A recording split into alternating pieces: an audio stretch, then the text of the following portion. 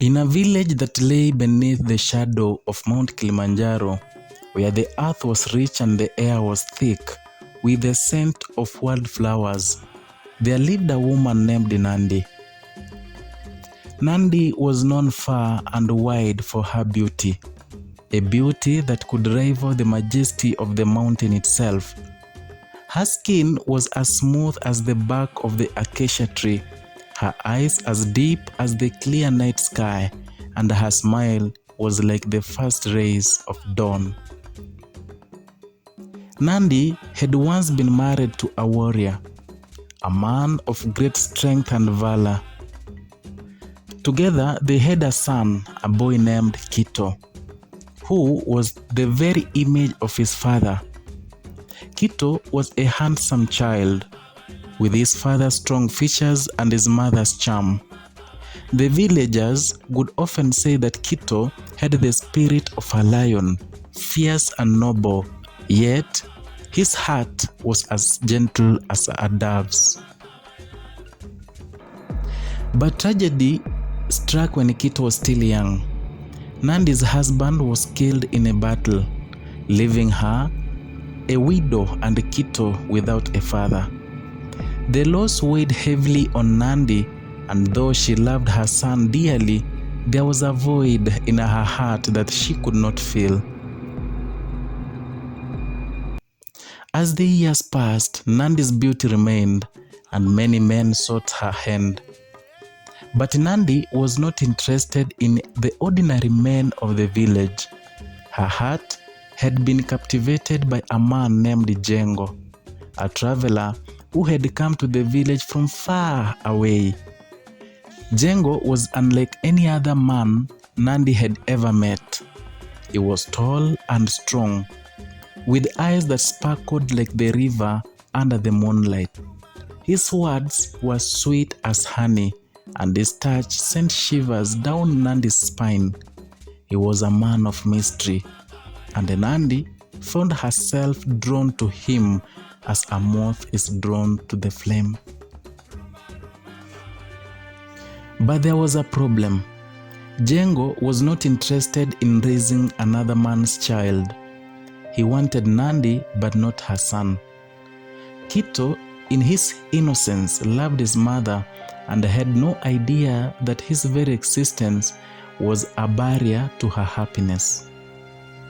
Nandi, torn between her love for her son and her desire for Jengo, found herself in an unbearable situation.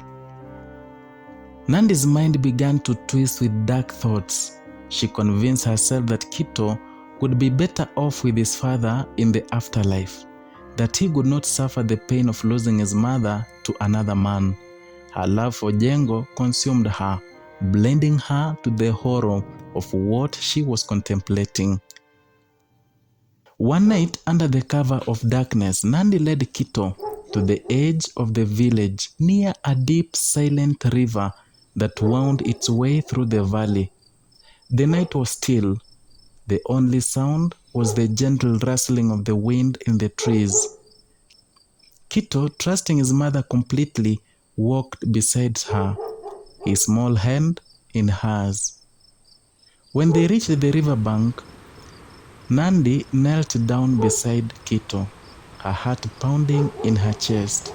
She looked into his eyes, those innocent eyes that had never known fear, and she felt a pang of guilt. But the thought of Jengo, of being with him, was too powerful. She whispered words of comfort to Kito, telling him that he was going to see his father, that he would be happy there. With the trembling hands, Nandi pushed Kito into the river. The water was cold and swift, and Kito's cries were quickly swallowed by the night. Nandi watched, frozen, as her son struggled for a moment, then disappeared beneath the dark surface. For a long time, Nandi stood there, staring at the spot where Kito had vanished. The reality of what she had done slowly sank in, and the wave of anguish washed her over. But it was too late.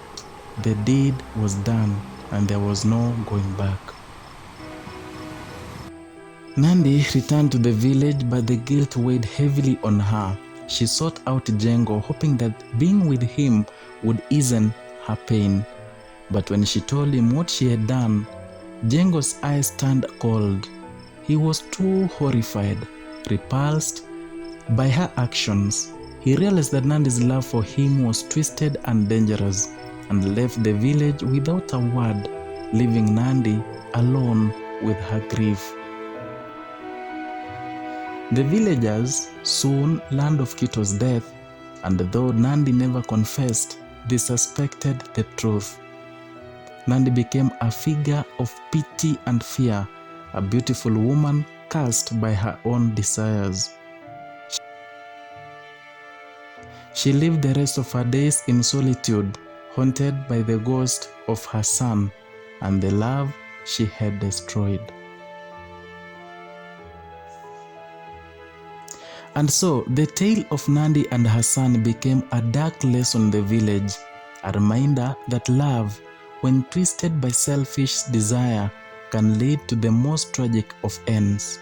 Nandi's beauty, once admired by all, became a symbol of her downfall, a reminder that true love requires sacrifice, not the sacrifice of others, but the sacrifice of one's own desires.